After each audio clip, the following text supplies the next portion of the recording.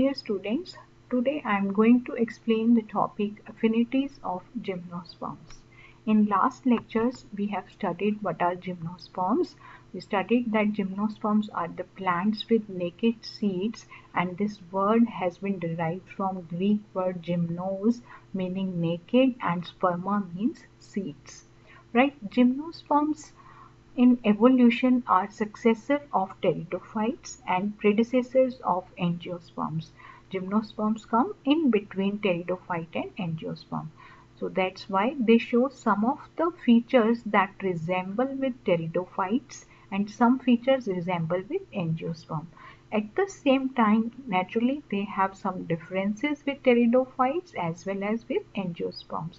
So in this topic today, we will study what are the resemblances and differences of gymnosperms with pteridophytes as well as with angiosperms. So let us first start with the resemblance of gymnosperms with pteridophytes. Plant body is sporophyte in both the plant groups. Pteridophyte and gymnosperms दोनों में ही plant body कैसी है? Sporophyte है. It is differentiated into root, stem and leaves. It is independent of gametophyte. Gametophyte पर dependent नहीं है. Well developed vascular tissue is present. Vessels are absent in xylem in both the cases. Similarly, companion cells are absent in phloem in both the cases. Right? Leaves show circinate vernation. You have studied in pteridophytes in your lower class. In pteris, you have studied this term circinate vernation. In this case, young leaves are coiled, and as they get mature, they start open and fully expanded. तो leaves circinate vernation दोनों ही groups में, चाहे वो pteridophyte है चाहे वो gymnosperm है, दोनों ही plant groups circinate vernation show करते हैं. Both are heterosporous. Most of the pteridophytes, कुछ टेरिडोफाइट होमोस्पोरस भी हैं, but most of them are heterosporous, and gymnosperms, all gymnosperms are heterosporous. They produce two type of spores, microspores and megaspores. Gametophyte is highly reduced in both the plant groups. Female sex organ is archegonia. Pteridophyte onward सभी में archegonia बनता है. Female sex organ pteridophyte में, gymnosperm में, angiosperm में archegonia is female sex organ. Sporangia are produced directly on leaves. तो इस तरह की लीव्स क्या कहलाती हैं? स्पोरोफिल. तो जो जिम्नोस्पर्म के स्पोरोफिल हैं वो हार्ड होते हैं, वुडी होते हैं, उनमें स्पोरेंजिया बनते हैं. और टेरिडोफाइट की जो स्पोरोफिल होती है वो सॉफ्ट और ग्रीन होती है, फोलिएज जिसको बोलते हैं, तो उनके ऊपर डायरेक्टली स्पोर्स लगते हैं. तो again this is a resemblance between gymno and टेरिडो. Development of haploid endosperm takes place before fertilization. तो फर्टिलाइजेशन से पहले ही एंडोस्पर्म बन जाता है, इसलिए एंडोस्पर्म कैसा होगा? हैप्लॉइड होगा. तो this point is very important. It differentiates pteridophyte and gymnosperm from angiosperms. I'll discuss the same topic, same point in differences between gymnosperms and angiosperm. You will remember this point कि pteridophyte में और gymnosperm में जो endosperm है वो कैसा है? Haploid है. क्यों? क्योंकि ये फर्टिलाइजेशन से पहले बनता है. It is form before fertilization, so it is haploid. Now let us see the diagrams here. This is the circinate vernation in pteridophytes. So you may see here ferns में इस तरह से जो young leaves हैं वो coiled होती हैं और धीरे धीरे वो ओपन होकर के पूरा फर्न बना, पूरी जो है एक्सपेंडेड लीफ बना देती हैं. Same phenomena is found in gymnosperm also. Gymnosperms में भी जो यंग लीव्स हैं वो कॉइल्ड होती हैं और बाद में वो बिल्कुल इस तरह की फ्लैट हो जाती हैं, पूरा कंपाउंड लीफ इस तरह से एक्सपेंडेड बन जाता है. तो this phenomena is known as circinate vernation, that is coiling in young stage. Right? So this is found in gymnosperm as well as in pteridophyte. So this is the similarity between these two plant groups. Again both of them has compound leaf. चाहे वो pteridophyte का case है, ferns में देखो compound leaf present है. Similarly ये cycas की leaf है जो कि जिम्नोस्पर्म है, तो यहाँ भी लीफ कैसी है? कंपाउंड लीफ प्रेजेंट है. Right? Now sporophyll, as I was talking about कि टेरिडोफाइट में जो स्पोरोफिल है वो कैसा है? ग्रीन है, फोलिएज है और उसमें डायरेक्टली स्पोरेंजिया लगते हैं, स्पोर्स इसके अंदर बनेंगे. बट जो जिम्नोस्पर्म में स्पोरोफिल है वो कैसा है, हार्ड है और वुडी है, पर स्पोर उसी के अंदर बनेंगे। तो दिस इज द रिजेम्बलेंस कि इसमें भी स्पोरेंजिया कहाँ बन रहे हैं, लीफ के ऊपर बन रहे हैं, स्पोरोफिल के ऊपर बन रहे हैं, और यहाँ भी स्पोरेंजिया स्पोरोफिल के ऊपर बन रहे हैं। इसका स्पोरोफिल वुडी है, इसका ग्रीन है, that is another issue, but दोनों ही में जो स्पोरेंजिया हैं they are being formed on the megasporophyll. Megasporophyll या स्पोरोफिल आप इसको सिर्फ कह सकते हैं, स्पोरोफिल में इनके स्पोरेंजिया बनते हैं दोनों में। Now let us see the differences of gymnosperms and pteridophyte. Gymnosperm में root system किस तरह का है, tap root system, whereas in pteridophytes adventitious root system is present. Gymnosperm में stem कैसा है, aerial, most of the time it is aerial stem, जबकि pteridophyte में most of the time it is underground, rather सारे ही almost जो है में stem underground rhizome होता है। Seeds are produced in gymnosperm but no seeds are produced in pteridophytes. यहाँ कोई seeds नहीं बनते हैं। Secondary growth is present because of open vascular bundle. Open vascular bundle में क्या होगा, कैम्बियम प्रेजेंट होगा, और कैम्बियम क्या करते हैं, सेकेंडरी ग्रोथ। तो जिम्नोस्पर्म्स के अंदर सेकेंडरी ग्रोथ प्रेजेंट होती है, जबकि टेरिडोफाइट्स के अंदर there is no secondary growth, because यहाँ वेस्कुलर बंडल कैसा है, क्लोज्ड है, और क्लोज्ड वेस्कुलर बंडल का मतलब क्या है, cambium is absent. Integument involve करती है मेगास्पोरेंजियम को, तो इसकी कवरिंग है मेगास्पोरेंजियम की इंटेगुमेंट जिम्नोस्पर्म्स में, but in case of pteridophytes megasporangium is not surrounded by any integument. Gametophyte is non-green, right, in case of gymnosperm, but it is green and thallus-like structure in pteridophytes. In case of gymnosperm, pollen tube is formed. Why pollen tube is formed?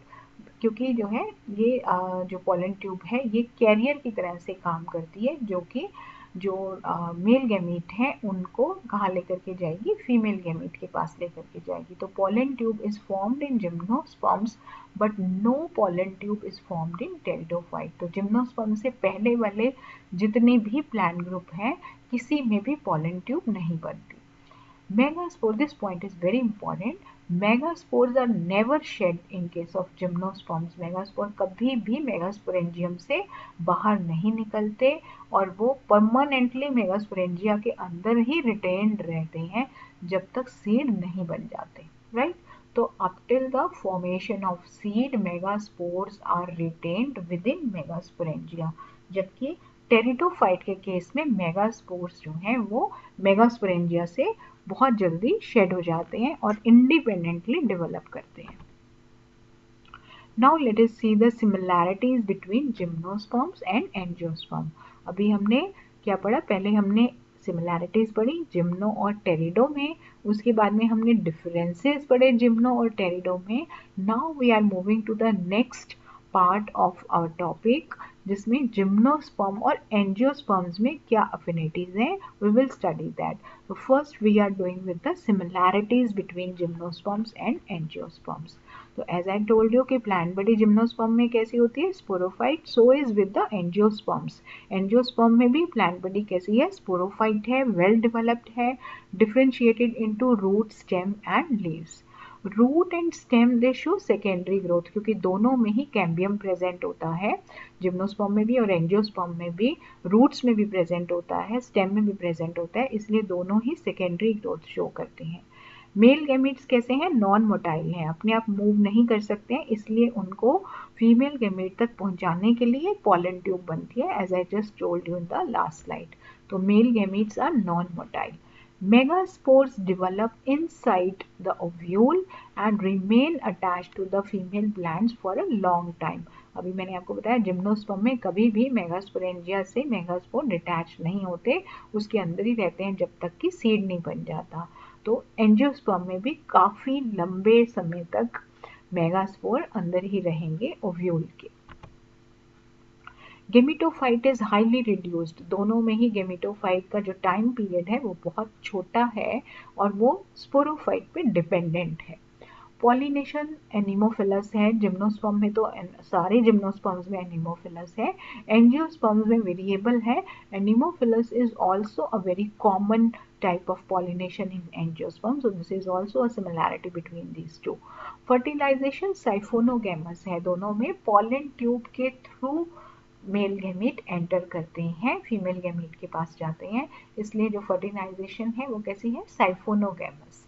Poly embryony में occur in both the cases, gymnosperm में, you will study in the next chapter Pinus, जब आप पढ़ेंगे you will see there कि polyembryony is a common phenomena in Pinus.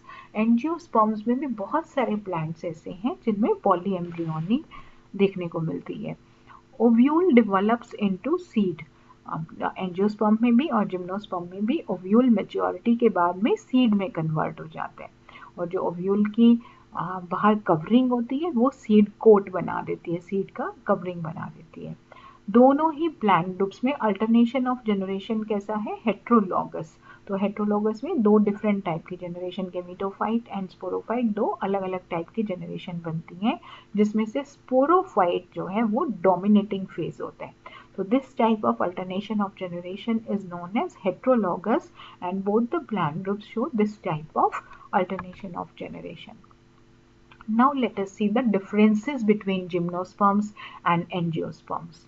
As I told you, gymnosperm में plants कैसे हैं, woody हैं सारे, क्यों, क्योंकि उनमें सेकेंडरी ग्रोथ होती है, और पेरिनियल ट्रीज हैं। पेरिनियल ट्रीज का मतलब बहुत साल लगते हैं उनको अपनी लाइफ साइकिल कंप्लीट करने में।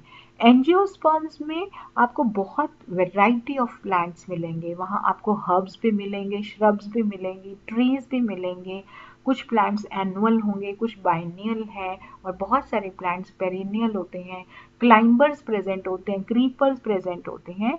तो सारे प्लांट्स वुडी नहीं होते एंजियोस्पर्म में, only trees are woody, right. तो दिस इज अ डिफरेंस कि वहाँ तो सारे प्लांट्स वुडी हैं, यहाँ सारे प्लांट्स वुडी नहीं होते, हर्ब्स भी मिलेंगे, श्रब्स भी मिलेंगे, राइट जी। Then is vessels are absent in xylem. As I told you, xylem में वेसल्स नहीं होते और फ्लोएम में कंपेनियन सेल्स नहीं होते, जबकि दोनों ही प्रेजेंट होते हैं एंजियोस्पर्म में। एंजियोस्पर्म के जाइलम में वेसल भी प्रेजेंट होंगे, और फ्लोएम में अगर आप देखें तो कंपेनियन सेल्स भी प्रेजेंट होंगे। Reproductive structures are cones. यहाँ जिम्नोस्पर्म्स में जो रिप्रोडक्टिव स्ट्रक्चर है वो क्या होता है, स्ट्रोबिलस या कोन बोलते हैं आपको, जो कि वुडी कोन ज़्यादातर जिम्नोस्पर्म्स में होता है। एंजियोस्पर्म्स में कोन जैसा कोई स्ट्रक्चर नहीं होता, वहाँ क्या बनते हैं, फ्लावर्स बनते हैं। So this is a major point of differentiation between the two. So this is the photographs. These are the photographs that show the differences between gymnosperms and angiosperms. वहाँ जो photographs थी वो मैंने आपको resemblance show करने के लिए दिखाई थी gymnosperms में और pteridophytes में. Now we are seeing the photographs that show differences between gymnosperms and angiosperms. तो एज आई टोल्ड यू कि जिम्नोस्पर्म में कैसे हैं, वुडी ट्रीज प्रेजेंट होते हैं, तो यू में से this is the woody tree. तो जितने भी कॉनिफेरस फॉरेस्ट हैं सभी में जो है ज़्यादातर जिम्नोस्पर्म्स के प्लांट्स लगे होते हैं, तो ये जो है वुडी स्टेम प्रेजेंट होता है इन सभी के अंदर। बट आप जो है उसमें देखेंगे अगर एंजियोस्पर्म्स में, तो एंजियोस्पर्म में आपको हर्ब्स भी मिलेंगी, आपको श्रब्स मिलेंगे, ठीक है, आपको क्लाइंबर्स मिलेंगे, तो बहुत सारी वैरायटी है, ट्रीज भी मिलते हैं। तो एंजियोस्पर्म में बहुत सारी वैरायटी है। तो हर्बेशियस प्लांट्स में कभी भी वुडी स्ट्रक्चर नहीं होता, जबकि जो जिम्नोस्पर्म्स हैं वहाँ पे वुडी स्ट्रक्चर प्रेजेंट होता है। और जो रिप्रोडक्टिव स्ट्रक्चर है जिम्नोस्पर्म्स में वो क्या है, कोन है, वहाँ पे क्या बनते हैं, वुडी कोन बनते हैं, right. But in case of angiosperm में रिप्रोडक्टिव स्ट्रक्चर क्या है, फ्लावर, राइट। तो यहाँ फ्लावर बनते हैं, वहाँ कोन बनते हैं। तो this is a point of differentiation between two. Now let us compare the ovule. यहाँ पे ओव्यूल का जो स्ट्रक्चर है वो this is the orthotropous. Orthotropous में क्या है, ओव्यूल में मैंने आपको पिछले अपने लेक्चर में भी बताया था, माइक्रोपाइल और कैलाजा जो है वो एक लाइन में प्रेजेंट है, एक सीध में प्रेजेंट है, राइट। तो इस तरह का ओव्यूल क्या कहलाते हैं, ऑर्थोट्रोपस। एनाट्रोपस में ओव्यूल इन्वर्टेड होता है, इसमें माइक्रोपाइल और जो कैलाजा है वो दोनों हो जाते हैं, माइक्रोपाइल और केलाजा एक उसमें ही लाइन में प्रेजेंट होते हैं, पर दोनों में डिफरेंस क्या है, माइक्रोपाइल इन्वर्टेड होता है, नीचे आ जाता है, और केलाजा ऊपर चला जाता है। यहाँ पे माइक्रोपाइल ऊपर है और केलाजा नीचे है, पर इसमें केलाजा के बाद में जो पोर्शन कहलाता है वो ये है फ्यूनिकल, राइट। तो इसमें केलाजा जो है वो is in common with the funicle, नीचे डायग्राम में नहीं दिखा रखा है, बट ऐसे स्ट्रोक लाइक स्ट्रक्चर प्रेजेंट होता है इसमें। तो केलाजा जो है और फ्यूनिकल वो भी सारे एक लाइन में होते हैं। तो micropyle, chalaza and funicle all are present in one line, जबकि माइक्रोपाइल और केलाजा एक लाइन में प्रेजेंट होते हैं in case of anatropous ovule, और जो फ्यूनिकल है वो पैरेलल प्रेजेंट है माइक्रोपाइल के। तो इस तरह का ओव्यूल, एनाट्रोपस ओव्यूल, ये एंजियोस्पर्म्स में कॉमन है। इसके अलावा एंजियोस्पर्म में ऑर्थोट्रोपस ओव्यूल भी मिलता है, और बहुत सारे ओव्यूल्स की डिफरेंट टाइप्स हैं। You will study in your next semester, जब आप एम्ब्रियोलॉजी पढ़ेंगे तो आप पढ़ेंगे वहाँ के बहुत सारे ओव्यूल की टाइप्स हैं, बट जिम्नो में ये एक ही टाइप का, ऑर्थोट्रोपस टाइप का ही ओव्यूल बनता है। Pollen grains fall directly on micropyle of ovule. Ovule के ऊपर माइक्रोपाइल में डायरेक्टली जाकर के पॉलन ग्रेन लगते हैं। क्यों? क्योंकि ओव्यूल जो है वो कहाँ पे नेकेड प्रेजेंट है, कहीं कवर्ड स्ट्रक्चर नहीं है, इसलिए पॉलन ग्रेन डायरेक्टली उसी के ऊपर फॉल करते हैं। जबकि एंजियोस्पर्म्स के केस में अगर आप देखेंगे तो पहले जो है एंजियोस्पर्म में फ्लावर में स्टिग्मा के ऊपर पॉलन ग्रेन आकर के रेस्ट करता है, फिर स्टिग्मा से होकर के स्टाइल में जाता है, स्टाइल के बाद जब वो ओवरी में एंटर करता है, ओवरी में जाने के बाद में उसको ओव्यूल मिलता है। तो इस तरह से पॉलन ग्रेन एंजियोस्पर्म में तो स्टिग्मा के ऊपर फॉल करता है, जिम्नोस्पर्म में पॉलन ग्रेन डायरेक्टली जो है वो ओव्यूल के ऊपर फॉल करता है। ओव्यूल इसमें नेकेड है, यहाँ ओव्यूल जो है कवर्ड है। कैसे कवर्ड है, कहाँ प्रेजेंट होते हैं, ओवरी के अंदर। फर्टिलाइजेशन सिंगल होती है, एक ही टाइप की फर्टिलाइजेशन होती है, जबकि एंजियोस्पर्म्स में 2 बार फर्टिलाइजेशन होती है, we call it as double fertilization. Endosperms यहाँ हेप्लॉइड होता है बिकॉज वो फर्टिलाइजेशन से पहले बन जाते हैं, जबकि एंजियोस्पर्म्स में एंडोस्पर्म कैसा है, ट्रिप्लॉइड है, और वो फर्टिलाइजेशन के बाद बनता है, राइट। तो this is the photograph that show the difference between gymnosperm and angiosperms ovule।